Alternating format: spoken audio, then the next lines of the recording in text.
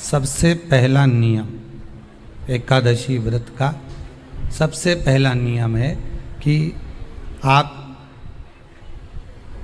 जिस दिन व्रत करो उसके एक दिन पहले भक्ति का संचार इस हृदय में कर लो।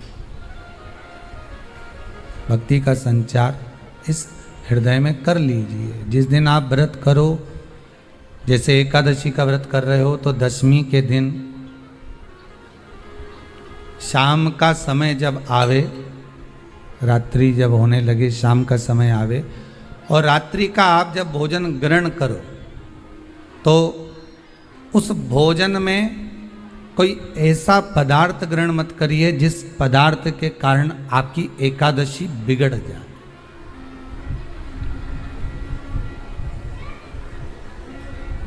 कोई बेकार भोजन हमें ग्रहण नहीं करना, श्रेष्ठ भोजन ग्रहण करिए दशमी के दिन। और एकादशी का दूसरा नियम बहुत ध्यान से सुनिएगा। जिस दिन आपकी एकादशी का व्रत हो उस दिन प्रयास करिएगा कि अपने हाथ से किसी भी वृक्ष की कोई पत्ती टूटे ना। अपने हाथ से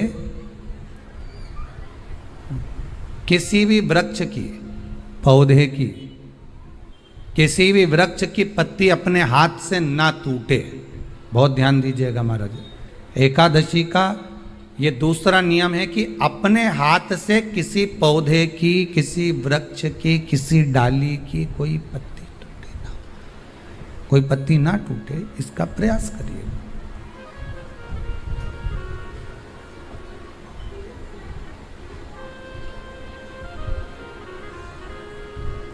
कितना सुंदर व्याख्यान कहा है, कितना सुंदर वर्णन है महाराज कि मात्र एकादशी का व्रत कर लेने पर, मात्र एकादशी का व्रत कर लेने पर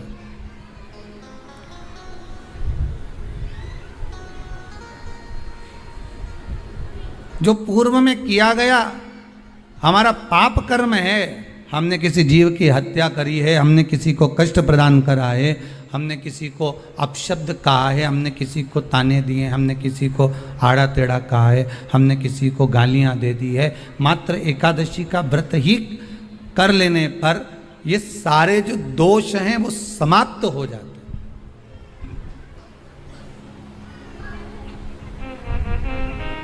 सारे दोष हमारे समाप्ति पर आ जाते हैं।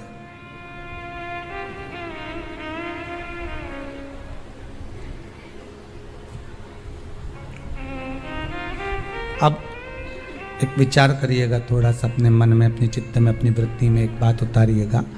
एक अपने मन में एक बात को उतार कर रखिएगा कि आप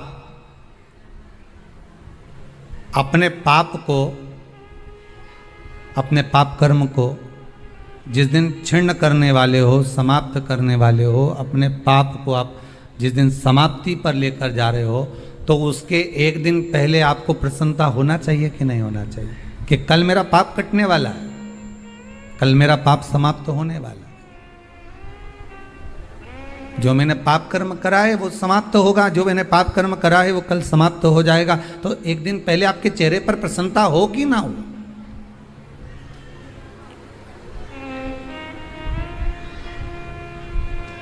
और चेहरे पर वो प्रसन्नता आपके आना चाहिए कि कल मेरा एकादशी का व्रत है, आज दशमी है, कल एकादशी का व्रत है, तो कल मेरी जब एकादशी का व्रत रहेगा तो मेरा ना जाने कितना कितना पाप, कितना असत्य, कितना झूठ, कितना प्रपंच वो समाप्त हो जाएगा। इसमें मुझे प्रसन्नता हो, इसमें मुझे आनंदता हो।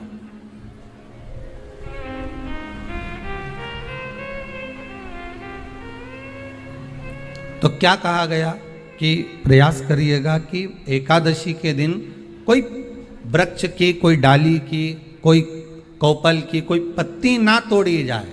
क्यों? तो कहा अगर उस पत्ती को हम तोड़ देते हैं, वृक्ष की पत्ती को या क्यारे में लगी हुई कोई डाली की पत्ती को हम तोड़ देते हैं तो एकादशी का पुण्य फल प्राप्त नहीं होता, एकादशी का कोई फल हमारे खाते में नहीं जाता, पुण्य फल प्राप्त। अब फिर भले तुम चाहे तुमने मोरधन खाया हो, चाहे तुमने फिर चिप्स खाई हो, चाहे तुमने फिर व्रत का कितना ही सामान खा गए हो और तुमने सोचा कि आज मेरी एकादशी है, तो फिर उसका कोई फल प्राप्त नहीं है, उसका कोई सुख प्राप्त नहीं है आपको, फिर उसका कोई आनंद प्राप्त नहीं है आपको, फिर उसमें कोई आनंद की अनुभूति आपको नहीं मिल रही है। कितनी एकादशी है? जम के बोलो। 26। जो भगवान विष्णु के पास जाकर निवेदन करी थी वो निर्जला थी, निर्जला। इसलिए सारी एकादशियों में निर्जला एकादशी की महत्वता शास्त्र प्रमाण करता है महाराज। पर हिंदू धर्म के 3 व्रत ऐसे बता दिए जिन व्रतों का पुण्य समाप्त नहीं हुआ।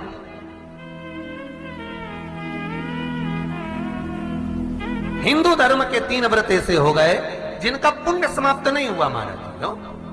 जिनका पुण्य प्रबलता में बढ़ता गया। पहले नंबर पर एकादशी, दूसरे नंबर पर प्रदोष और तीसरे नंबर पर शिवरात्रि। एकादशी आकर खड़ी हो गई। अब निर्जला के दिन शिव महापुराण की कथा कहती है, स्कंद पुराण कहती है कि आप वर्ष भर की एकादशी का क्रम भले ना करें, पर निर्जला एकादशी के दिन जो तुलसी हम ठाकुर जी को समर्पित करते हैं, वो तुलसी, ध्यान देना, वो तुलसी अगर मान लो आपके पास में रखी है,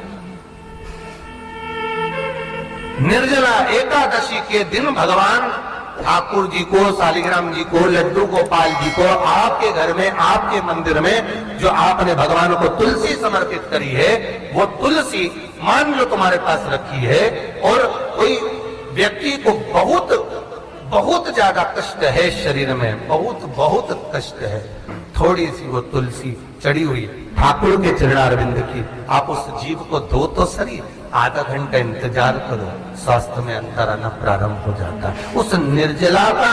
क्योंकि निर्जला ऐसी एकादशी है जिसने जगत में जाकर, देवताओं के पास जाकर निवेदन करा है जग कल्याण।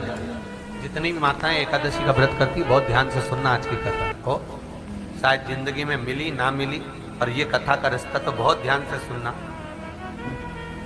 स्कंद पुराण यहां तक कहती है कि इस कथा के चरित्र को जो श्रवण कर लेता है उसको 26 एकादशी करना भी नहीं पड़ती। इस एकादशी की केवल ये कथा सुनकर ही वो तर जाता है।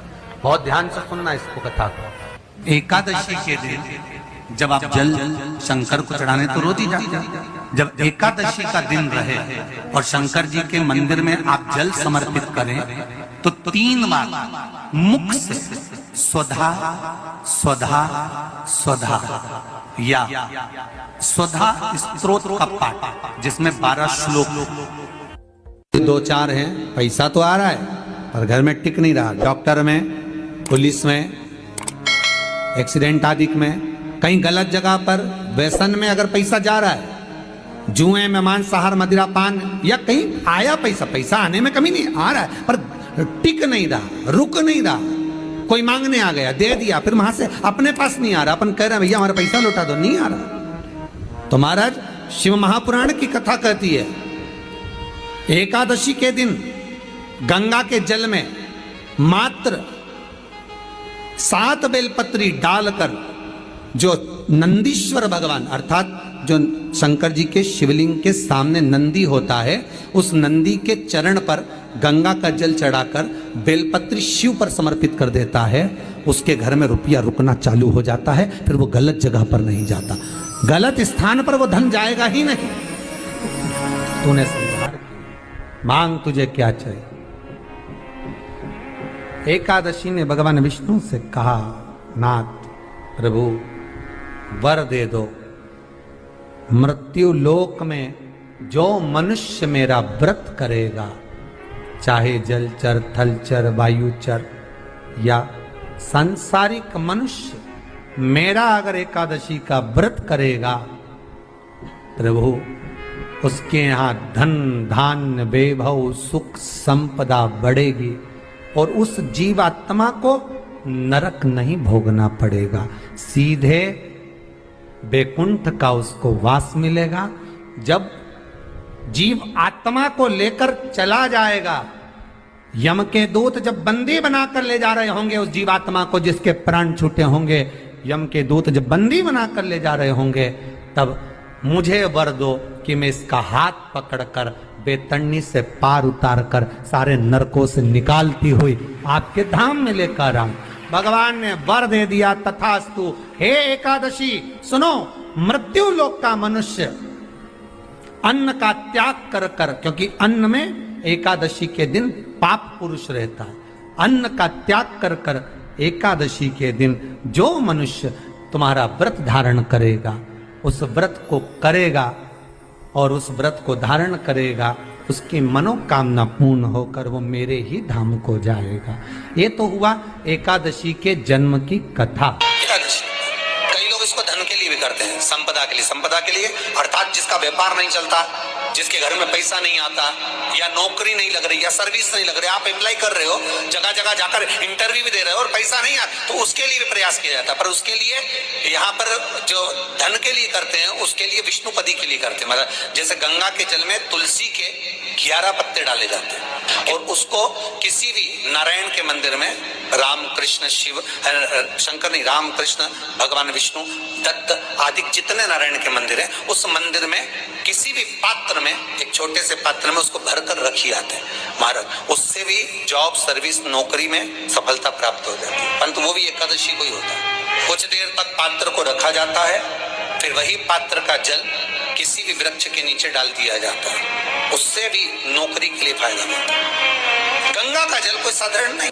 दशमी, एकादशी और द्वादशी, इन 3 तिथियों पर एक रोटी में थोड़ा सा मीठा रखकर सोमक पितृ का नाम लेकर यदि गाय को खिला दिया जाता है, तो अगर कोई पूर्वज प्रेत योनि में भी पड़ा हुआ होता है, भटक रहा होता है, जिसको पिंड नहीं मिला, जो अचानक मर गया होता है, अधोगति में चले गया होता है, उस जीव की मुक्ति दशमी, एकादशी और द्वादशी, ये 3 दिन सोमक पितृ का नाम लेकर रोटी में, पूड़ी में मीठा रखकर अगर गाय को खिला दिया जाता है, ये 3 दिन तक, तो वो पितृ कभी भटकते नहीं है, उनको मुक्ति प्राप्त हो जाती है, मोक्ष में।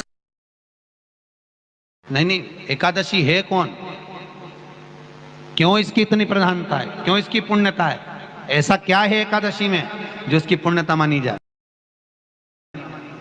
कौन है ये जो भगवान नारायण तक एकादशी का व्रत करते हैं? सुभद्रा जी को भगवान जगन्नाथ ने, जगदीश ने एकादशी का व्रत कराया था। बद्रीनारायण भगवान को माता लक्ष्मी ने एकादशी का व्रत कराया था। क्यों? चंद्रायण एकादशी व्रत की माता। एकादशी है कौन? तो कहा जिसको व्रत करने पर भगवान नारायण भी जिसका व्रत करते हो, भगवान माता लक्ष्मी जिसका व्रत करती हो, वो एकादशी है कौन? तो शास्त्र वर्णन करता है महाराज, स्कंद पुराण का सुंदर चातुर्मास्य खंड के अंतर्गत वर्णन आया है महाराज। एक बार भगवान विष्णु आनंद में विराजमान थे, पद्मावती और माता लक्ष्मी दोनों उनके पास में विराजी हुई थी। भगवान लक्ष्मी और पद्मावती दोनों बैठी, एक सिर के पास, एक चरण के पास। कुछ समय बाद वहीं पर ब्रह्मदेव का आगमन हुआ और ब्रह्मा जी आगमन पाकर भगवान नारायण पद्मावती से लगकर उठे और उठकर लक्ष्मी की ओर झुके। झुकने पर इन तीनों के समागम से भगवान नारायण के हृदय चित्त से एक कन्या प्रकट हो गई। उस कन्या का नाम एका था। क्या नाम था? एका। अब 10 उसके गुण इतने प्रबल थे, वो 10 गुण उसके बड़े प्रबल थे कि वो एका जिसको निहारती थी उसको संपदावान बना देती थी, जिसको देख लेती थी उसके जीवन में वो आनंद की अनुभूतियां करा देती थी। एका जिस मार्ग से जाती थी उस मार्ग के द्वार खोल देती थी। एका का पुण्य इतना पुण्य प्रखर। पद्मावती और लक्ष्मी ने कहा महाराज ये बेटी आपके द्वारा निर्मित हुई है, इसका कन्यादान करना चाहिए। हमारे यहाँ हिंदू धर्म में रीति है, जिस दिन कन्यादान करा जाता है उस दिन व्रत रखा जाता है। अब आजकल रखते कि नहीं रखते वो मालूम नहीं। और कन्यादान करते समय व्रत रखा जाता है, व्रत रखना है। एका का कन्यादान करना है। भगवान बोले कन्यादान करें, किसको दें? एका किसको दी जाए? एका प्रदान किसको करी जाए? पुण्यता किसको दी जाए? भगवान नारायण ने उसी समय मांग तुझे क्या चाहिए। एकादशी ने भगवान विष्णु से कहा, नाथ प्रभु वर दे दो, मृत्यु लोक में जो मनुष्य मेरा व्रत करेगा, चाहे जलचर, थलचर, वायुचर या सांसारिक मनुष्य, मेरा अगर एकादशी का व्रत करेगा, प्रभु उसके यहां धन धान्य वैभव सुख संपदा बढ़ेगी और उस जीवात्मा को नरक नहीं भोगना पड़ेगा, सीधे वैकुंठ का उसको वास मिलेगा। जब जीव आत्मा को लेकर चला जाएगा, यम के दूत जब बंदी बनाकर ले जा रहे होंगे उस जीवात्मा को जिसके प्राण छूटे होंगे, यम के दूत जब बंदी बनाकर ले जा रहे होंगे, तब मुझे वर दो कि मैं इसका हाथ पकड़कर बेतन्नी से पार उतार कर सारे नरकों से निकालती हुई आपके धाम में लेकर आऊं। भगवान ने वर दे दिया, तथास्तु। हे एकादशी सुनो, मृत्यु लोक का मनुष्य अन्न का त्याग कर कर, क्योंकि अन्न में एकादशी के दिन पाप पुरुष रहता है, अन्न का त्याग कर कर एकादशी के दिन जो मनुष्य तुम्हारा व्रत धारण करेगा, उस व्रत को करेगा और उस व्रत को धारण करेगा, उसकी मनोकामना पूर्ण होकर वो मेरे ही धाम को जाएगा। ये तो हुआ एकादशी के जन्म की कथा। एकादशी के दिन शंकर भगवान को चावल का दाना चढ़ाना चाहिए कि नहीं चाहिए?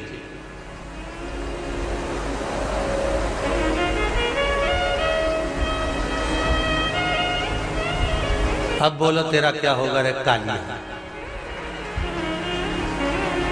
है? चलो ठीक है। बीमार व्यक्ति से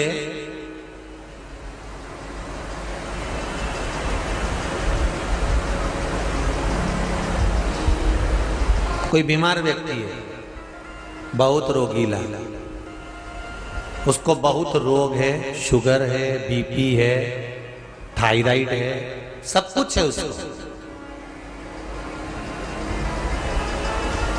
और वो रोगीला व्यक्ति जब डॉक्टर के पास जाकर पूछे, डॉक्टर साहब मेरी तबीयत ठीक नहीं रहती है, मैं बहुत कष्ट में रहती हूँ, बहुत तकलीफ है शरीर में, और अभी सावन का महीने का व्रत आ रहा है डॉक्टर साहब, 1 महीना में व्रत करती थी पहले, करूं कि नहीं करूं? तो डॉक्टर साहब क्या बोलेंगे? बोलते जाओ जरा जम के। डॉक्टर बोलेगा कि आप व्रत मत करो। डॉक्टर एक बात कहेंगे, शरीर स्वस्थ रखना है, व्रत बाद में हो जाएगा, अगले वर्ष कर लेना, पर अभी शरीर को सही रखने के लिए दोनों समय अच्छे पेट भरकर सात्विक भोजन करो और अपने शरीर को ठीक करो। सात्विक भोजन, अपने शरीर को, व्रत बाद में भी हो जाए, अगले वर्ष हो जाए।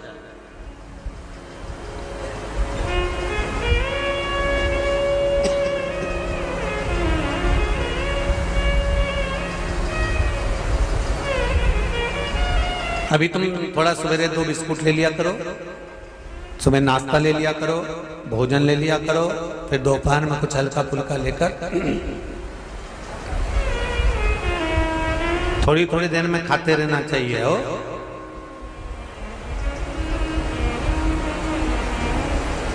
थोड़ा थोड़ा खाओ, थोड़ी थोड़ी देर में खाओ, एक साथ सुरसा जैसे मत निपटा जाए, थोड़ा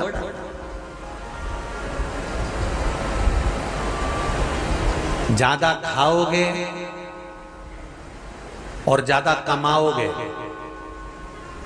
तो दूसरों को कष्ट नहीं होगा, कष्ट खुद को होगा। ज्यादा खाओगे अपाच्य हो जाएगा, रात की नींद उड़ जाएगी, शरीर में अच्छा नहीं लगेगा। ज्यादा कमाओगे, रात की नींद उड़ जाएगी, दुनिया की दृष्टि तुम पर पड़ जाएगी और तुम्हारी रातों की नींद चली जाएगी। कमाओ भी उतना जितना खर्च कर सको और खाओ भी उतना जितना पचा सको। अति सर्वस्व वर्जक। डॉक्टर कहेंगे अब ये तुम्हारा व्रत जो है ना अगले साल कर लेना, इस साल मत करिए, इस साल तो आराम से भोजन वोजन करो तुम लोग, बढ़िया प्रेम से खाओ पियो। तो उसी तरह किसी ने पूछा कि चावल का दाना एकादशी पर भगवान शंकर को चढ़ा सकते हैं? चावल का दाना शंकर जी को चढ़ाते क्यों है, पहले तो वो समझ। बेलपत्री का तो महत्व आपको बार बार बताया कि बेलपत्री शिव जी को क्यों चढ़ाई जाती है, कहीं रोग के लिए, कहीं बीमारी के लिए, कहीं किस कार्य के लिए, कहीं कोई कार्य के लिए, कहीं कोई कार्य के लिए। चावल का दाना अगर हम शंकर भगवान को चढ़ा रहे हैं तो क्यों चढ़ा रहे हैं, उसका कारण क्या है? चावल का दाना शिव को चढ़ाने का केवल एक कारण रहता है कि चावल को अक्षत कहते हैं।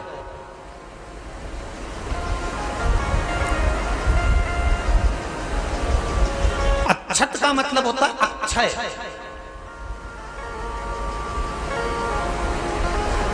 अभी हमारे यहाँ एक तिथि आने वाली है, अक्षय तृतीया। उसका मतलब क्या होता है? अक्षय, जिसका कभी क्षय ना हो। जब हम भगवान शंकर को चावल का दाना चढ़ाते हैं, जैसे बहुत ध्यान दीजिएगा महाराज, बहुत समझने वाली बात है, बहुत ध्यान से।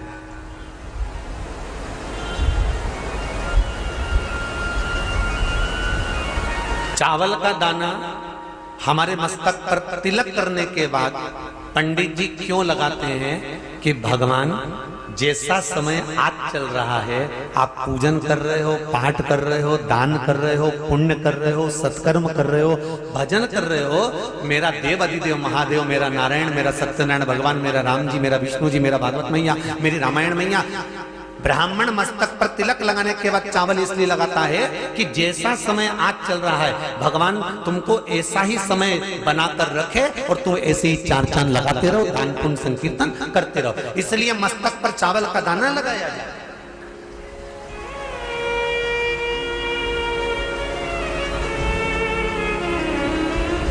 कोई मर जाता है, मरने के बाद जब तक पगड़ी नहीं होती तब तक माथे पर तिलक, चावल का दाना लगाया जाता है। जम के बोलो जरा, नहीं लगाते। किसी पंडित जी से पूछो, ब्राह्मण देवता से पूछो, ब्राह्मण देवता ये कोई मर गया, और हमारा तो नियम है कि हम सिर पे तिलक लगाते हैं, चावल लगाते हैं, या पंडित जी से हम तिलक लगवाते हैं, मंदिर जाते हैं तो मंदिर में जाके तिलक लगवा के हम चावल का दाना लगवाते हैं। क्यों नहीं लगाते? उसका कारण क्या है? जब किसी के मरने के बाद 10 दिन तक, 12 दिन तक मस्तक पर तिलक क्यों नहीं लगाया जाता? 10-12 दिन तक माथे पर तिलक या चावल क्यों नहीं लगाया जाता? उसका कारण है कि ये जो समय आया है, तुम्हारे यहाँ जो गमी हुई है, तुम्हारे यहाँ कोई मर गया है, तुम्हारे यहाँ किसी के प्राण छूट गए हैं, तो ब्राह्मण इसलिए तिलक नहीं लगाता आपको, इसलिए चावल का दाना नहीं लगाता कि ऐसा दिन भगवान अब ना लाए, इसको अमर ना करे, इसको अक्षय ना करे, इसको प्रबल ना करे।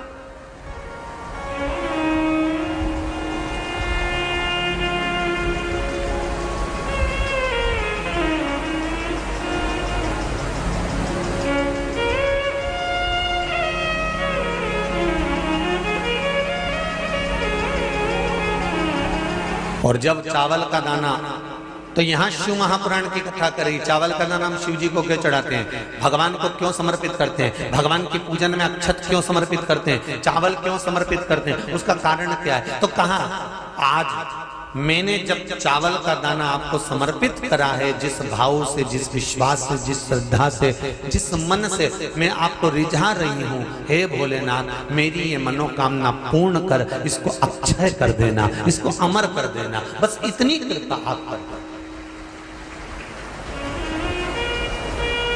अब किसी ने पूछा एकादशी के दिन चावल चढ़ाए कि नहीं चढ़ाए, तो यहाँ तो सीधी सीधी बात है, बीमारी देखकर थोड़ी ना आती है कि नवरात्र चल रहे हैं कि सावन का सोमवार चल रहा है। बीमारी तो बीमारी। तुम चावल मत खाओ, तिरुपति कौन कौन गया? हाथ उठाओ। ठीक है। जगन्नाथ जी कौन कौन गया? हाथ उठाओ।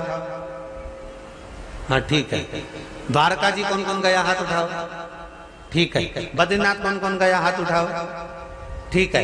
एकादशी के दिन कभी तुम बद्रीनाथ चले जाओ, एकादशी के दिन तुम द्वारका चले जाओ, एकादशी के दिन तुम तिरुपति चले जाओ, एकादशी के दिन तुम जगन्नाथ चले जाओ, एकादशी के दिन तुम्हारी मर्जी पड़े भगवान के किसी धाम में चले जाओ और भगवान को भोग लगाओ और उनकी थाली को झांक कर देखना, उसमें चावल जरूर मिलेगा। उसमें ऐसा नहीं है कि चावल नहीं मिलेगा।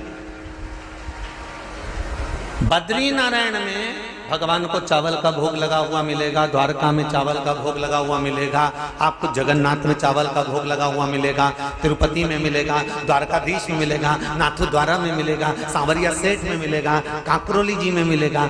आप जहां जाओगे वहां पर एकादशी के दिन भगवान को चावल आएगा, क्योंकि भगवान के लिए परहेज नहीं है। जो काम में डूबा हुआ है, जो आसक्ति में डूबा हुआ है, जो लोभ में डूबा हुआ है, जो वासनाओं में डूबा हुआ है, जो तृष्णा में डूबा हुआ है और जो माता के गर्भ से जन्म लिया,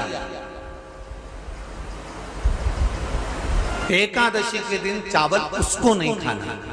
अब हमारे यहां तो कहावत में कहते हैं, राम जी की जब स्तुति गाते हैं तो कहते हैं, भय प्रगट। आती है आप लोगों को? एक लाइन तो आती होगी, गाओ जरा। भय प्रगट दीन कौशल्या।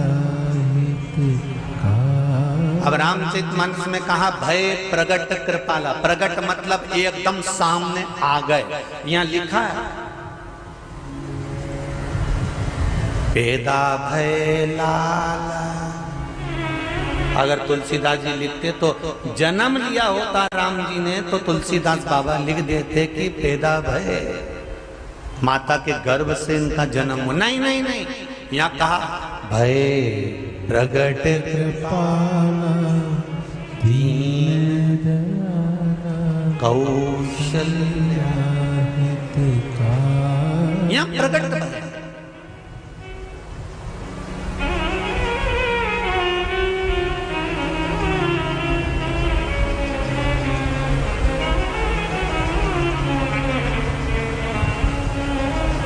यूट्यूब पर स्कंद पुराण, अंधेरी मुंबई की माहेश्वरी समाज वाली हुआ।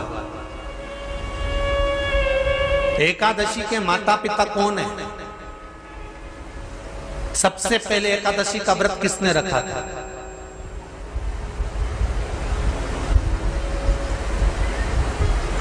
एकादशी का जन्म स्थान कहां है? दुनिया के लोग बहुत प्रश्न करते हैं, राम जी अयोध्या में हुए थे, भगवान कृष्ण मथुरा में हुए थे, तो एकादशी कहाँ हुई थी? तो उसको बताना तो पड़ेगा कहाँ हुई थी।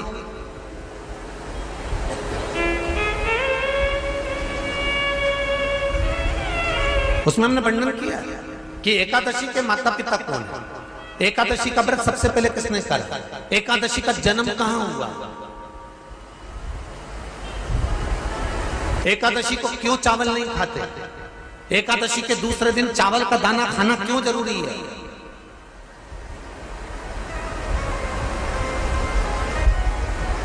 कौन सा तीर्थ है जहां एकादशी को उल्टा लटका दिया। एक एक चीज का वर्णन स्कंद पुराण सब चीजों का वर्णन कर देता है। प्रत्येक तो यहां जो वर्णन आया कि आप मनुष्य जो माता पिता के गर्भ से, माता के गर्भ से जन्म लिया हो, संसार में जिसका जन्म हुआ हो और मृत्यु लोक में गर्भ की कैद में रहने के बाद जन्मा हो, उसको एकादशी के दिन चावल नहीं खाना चाहिए। महाराज